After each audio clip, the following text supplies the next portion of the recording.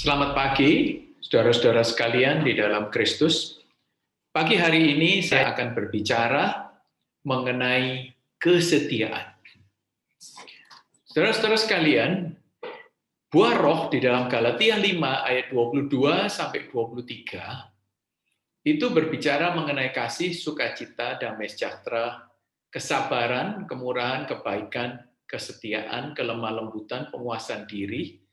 Salah satu daripada buah roh yang hari ini kita bicarakan adalah kesetiaan. Dan semua dari kita sebagai orang Kristen, itu saya berdoa supaya kita meminta kepada Tuhan supaya semua 10 buah roh itu bisa tampak dan nyata di dalam kehidupan kita. Dan seringkali pada waktu kita berdoa kepada Tuhan mengenai buah-buah roh itu, Tuhan akan menjawab kita di dalam cara-cara yang tidak pernah kita harapkan. Yang saya maksud adalah contoh, pada waktu kita mendoakan mengenai buah roh kasih atau buah roh love di dalam diri kita, seringkali malahan Tuhan memberikan musuh kepada kita yang membuat kita terkejut, tetapi sesungguhnya musuh itu yang untuk mengetes atau menumbuhkan apakah kita bisa mengasihi akan musuh kita. Yang kedua, contohnya lagi, kalau kita itu berdoa untuk buah roh damai sejahtera atau kedamaian atau peace, Tuhan malahan mengirimkan konflik di dalam kehidupan kita. Supaya kita bisa, oleh karena kasih karunia-Nya, oleh karena kekuatannya, sebisa mungkin kalau itu tergantung daripada kita bisa berdamai dengan orang lain. Dan pada siang hari ini, kalau kita berdoa mengenai kesetiaan atau faithfulness, seringkali malahan kita dikirim oleh Tuhan ke tempat-tempat yang terabaikan, ke tempat-tempat yang terpencil mungkin, atau yang disebut di dalam bahasa Inggrisnya the forgotten place. Kita definisikan the forgotten place adalah tempat-tempat yang terlupakan atau terabaikan, yang rasanya berada di ujung dunia sana, jauh di sana di mana tidak ada seorang pun yang akan memperhatikan kita, di mana kita sering terabaikan, kita tidak terpantau, dan tidak ada ucapan terima kasih sama sekali kepada kita. Mungkin di forgotten place atau tempat-tempat yang terpencil itu pekerjaan kita adalah begitu membosankan hanya dengan sekedar mengganti popok untuk anak kecil. Atau kerjaan kita mencuci piring di dapur. Atau pekerjaan kita adalah pekerjaan administrasi di belakang meja, atau mensortir email. Atau mungkin yang lebih menyakitkan adalah kita berada lama di ladang misi, dan kita sudah lama tidak melihat akan buahnya. Atau kadang-kadang the forgotten place adalah tempat di mana anak-anak kita memberontak, atau pasangan yang cintanya mulai memudar. Saya rasa kita semua di dalam hidup ini pernah berada di tempat yang terlupakan itu. Bahkan beberapa daripada kita rasanya tinggal sepanjang masa di tempat forgotten place itu. Pertanyaannya adalah tantangan kita sebagai murid. Seorang penulis yang terkenal yang bernama Oswald Chambers itu mengatakan demikian. Sesungguhnya tidak perlu, kita tidak membutuhkan kasih karunia Tuhan untuk menghadapi krisis yang besar itu. Kenapa? Karena human nature atau sifat alami manusia dan pride atau kesombongan atau harga diri daripada manusia itu sudah cukup kuat untuk menghadapi tekanan daripada dan membuat kita keluar mampu untuk menghadapi akan krisis tersebut. Tetapi, ingat, dibutuhkan supranatural grace of God. Dibutuhkan kasih karunia yang supranatural daripada Tuhan. Untuk kita bisa menghidupi kehidupan ini selama 24 jam, setiap hari sebagai orang kudus untuk bisa tetap kuat, bertahan di tempat-tempat yang dikatakan the forgotten place atau tempat-tempat yang terpencil ini. Rasanya di tempat forgotten place atau tempat-tempat yang terpencil ini, kita seperti di hutan belantara. Dan pada waktu kita merasa di sana, kita berusaha untuk merenung, kita berusaha untuk mencari kenapa, apa artinya, dan apa tujuan hidup yang sebenarnya ini, supaya kita tidak menjadi gila, ataupun kita masih tetap bisa bertahan di dalam kehidupan ini. Tetapi justru anehnya, seringkali kita menemukan, justru kita tidak menemukan jawaban di tempat-tempat yang terlupakan itu sendiri atau the forgotten place itu, malahan kita bisa menemukan arti kehidupan itu justru di dalam Tuhan yang telah mengutus, yang telah bersama-sama dengan kita, bahkan yang telah berjanji akan menyertai dan memberkati kita justru di tempat yang terpencil atau di tempat forgotten place itu. Pagi hari ini saya mau berbagi akan 3 poin, bahwa di tengah-tengah kita berada di tempat yang terpencil itu, Tuhan kita itu tetap setia, bahkan lebih setia kepada kita, dan Dia menyediakan akan 3 hal. Yang pertama-tama, kalau kita dikirim atau pergi ke tempat-tempat terpencil itu sesungguhnya adalah pengutusan daripada Tuhan. Di tempat-tempat yang terpencil itu mungkin kita menatap akan tugas dan tanggung jawab di depan kita itu, dan seringkali di dalam benak kita akan bertanya-tanya, kenapa ya kita kok bisa berada di tempat ini? Kenapa ya kok kita bisa sampai di tempat ini? Atau saya mau ingatkan kepada kita semuanya bahwa our life situasi kehidupan kita, kalau kita telaah bersama-sama, ini bukan masalah kebetulan.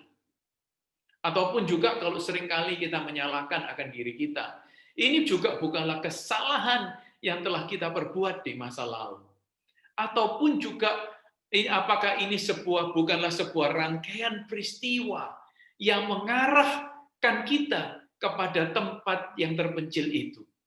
Tetapi kita harus percaya dan kita harus ingat bahwa sesungguhnya ini semuanya adalah karena pemeliharaan Tuhan, dan Tuhan telah mengutus akan kita, mengizinkan kita diutus untuk pergi dan sampai di tempat yang telah dilupakan orang ini.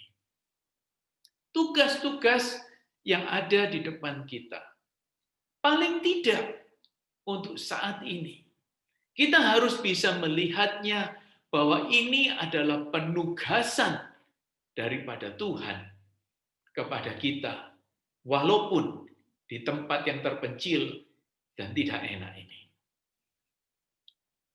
Pemeliharaan dan pengutusan Tuhan mengajari kita untuk melihat seperti yang tertulis di dalam kata kesasi Heidelberg yang berkata, daun dan bila, hujan dan kekeringan, tahun-tahun subur maupun tandus, makanan dan minuman, kesehatan dan penyakit, kekayaan dan kemiskinan, memang semua hal telah datang kepada kita. Dan mereka datang bukan secara kebetulan, tetapi oleh karena tangan daripada Bapa kita yang mengasihi akan kita. Karena itu, jangan pedulikan bagaimana kita bisa sampai ke tempat the forgotten place, atau tempat yang terpencil, atau tempat yang terlupakan, atau tempat yang tidak enak itu, karena pada akhirnya itu semua karena campur tangan daripada Bapa yang di surga. Kenapa? Karena Dia telah menentukan kapan dan di mana kita tinggal. Dia telah tahu apa yang telah akan terjadi. Dia juga telah memberikan ukuran iman kita, bahwa kita itu pas, kalau kita ditaruh di sana, kalau kita mau, kita masih bisa bertahan hidup. Dan dia juga sudah menyediakan akan karunia roh yang sesuai, yang pas untuk kebutuhan kita. Dia juga telah mempercayakan kepada kita jumlah talenta kepada kita. Apakah itu 5, apakah itu 2, ataupun hanya 1. Dan dia juga telah memilih kita untuk pelayanan khusus atau memberikan kepada sejumlah orang panggilan-panggilan yang khusus kepada kita. Mungkin di tempat The Forgotten Place ini, kita menginginkan akan perubahan. Kita memberontak kepada Tuhan. Dan kita ingin kalau bisa, kita mencari akan perubahan. Tetapi saya sarankan, kalau ada di antara kita yang berada atau merasa berada di tempat-tempat yang terpencil ini, sebaiknya kita menerima tugas dan tanggung jawab yang di depan kita, dan menghela napas dan berkata dengan lega, adalah tangan Bapakku lah yang membawa aku ke tempat ini. Yang kedua, walaupun kita berada dan diutus oleh Tuhan ke tempat forgotten place itu, Tuhan tidak tinggal diam. Yang poin yang kedua adalah Tuhan juga mengirimkan akan pemeliharaannya. Tuhan tidak hanya mengirim kita, tetapi Dia juga menemui kita di sana. Saat-saat kita berada di belakang layar, saat-saat kita merasa kita ditinggalkan sendirian, saat-saat di mana kita merasa tidak ada seorang pun yang mau menemani kita, sesungguhnya ada Tuhan yang dekat dengan Anda. Saat-saat di mana pekerjaan kita itu luput daripada spotlight, daripada perhatian manusia, daripada promosi daripada manusia, tetapi sesungguhnya kita itu tidak pernah luput daripada perhatiannya. Ingat, bahasa Inggrisnya berkata, God delights not mainly in the greatness of the work, but in the full faithfulness of the worker.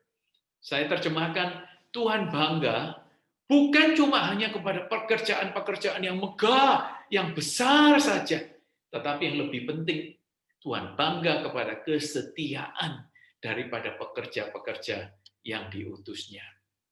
The smallest duty done in faith become duties done for Christ.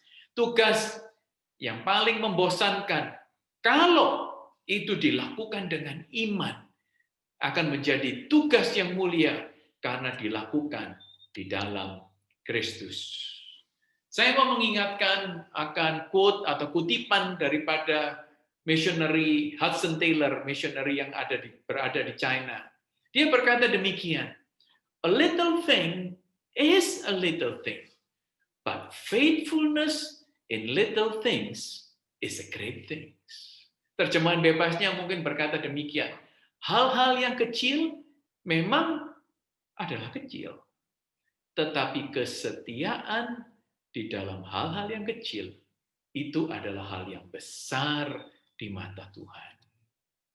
Saudara-saudara sekalian, kalau kita setia di dalam hal-hal yang kecil, itu akan menjadi sesuatu yang kebanggaan daripada Bapa kita di surga. Hal yang ketiga adalah pahala Tuhan. Setelah kita menelusuri akan pengutusan Tuhan ke tempat-tempat yang terpencil atau the forgotten place itu di masa lalu, dan kita sekarang merasakan akan pemeliharaannya di masa sekarang, Tuhan juga ingin mengingatkan kita supaya kita sadar bahwa di masa depan Tuhan telah menyediakan pahala untuk ketaatan kita. Matius 12 ayat 36 berkata, ingatlah, pada hari kiamat, pada hari yang akan datang, setiap orang yang akan bertanggung jawab atas setiap ucapannya yang tidak berguna, atas setiap ucapannya yang tidak berguna. Tuhan akan memberi pahala bagi umatnya untuk pekerjaan kecil yang mereka lakukan di dalam kasih karunia-Nya. Apa yang didefinisikan dengan pekerjaan kecil menurut dunia?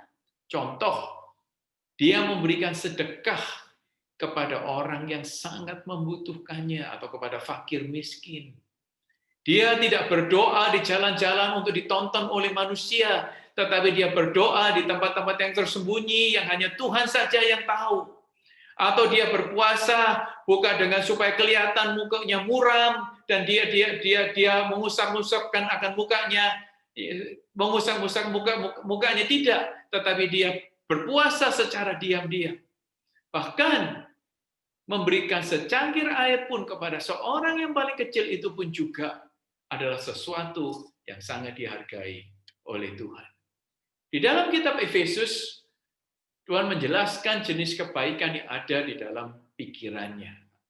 Bukan hanya kebaikan yang luar biasa saja, atau barang yang mengesankan saja, atau barang yang di atas rata-rata, tetapi hal-hal yang baik. Di dalam bahasa Inggrisnya, whatever good, apapun yang baik. Itu Efesus 6 ayat 8. Karena itu, ada banyak daripada kita, orang-orang kudus, yang Tuhan sedang latih kesetiaannya, dengan mengirimkan akan mereka kepada tempat-tempat yang terpencil, ke forgotten place, tempat-tempat yang dianggap tidak enak. Tetapi mereka tidak menyadari betapa tinggi nilainya itu di hadapan Tuhan, apa yang telah mereka kerjakan selama ini. Sampai nanti Kristus sendirilah yang akan memberitahukan, memberikan evaluasi, memberikan rapotnya kepada mereka sendiri pada waktu hari penghakimannya itu. Memang kadang-kadang Tuhan memanggil kita untuk melakukan hal-hal yang khusus. Apakah itu tiba-tiba mengadopsi anak, merintis pelayanan, atau mendirikan gereja, pindah ke luar negeri sebagai misionaris. Tetapi saya rasa kuncinya ada di sini. Tidak ada dari kita akan melakukan ujuk-ujuk atau tiba-tiba melakukan sesuatu yang luar biasa, kecuali kalau kita lebih dahulu memulai dengan langkah pertama daripada 10 langkah kecil-kecil kesetiaan. Ingat, di dalam penutup saya mau katakan, kesetiaan itu adalah hasil daripada buah roh. Untuk menghasilkan buah roh di dalam kita, kita harus menyadari yang pertama-tama bahwa Tuhan itu setia. Walaupun nanti dia mengirimkan kita ke tempat-tempat yang terpencil atau the forgotten place, tetapi Tuhan itu lebih setia daripada kita. Kesetiaannya itu ditunjukkan dengan pengutusannya, pemeliharaannya, dan pahalanya yang senantiasa mengelilingi, mengikuti kita sampai ke tempat-tempat yang terlupakan itu sekalipun. Tuhan memberkati kita semua. Amin.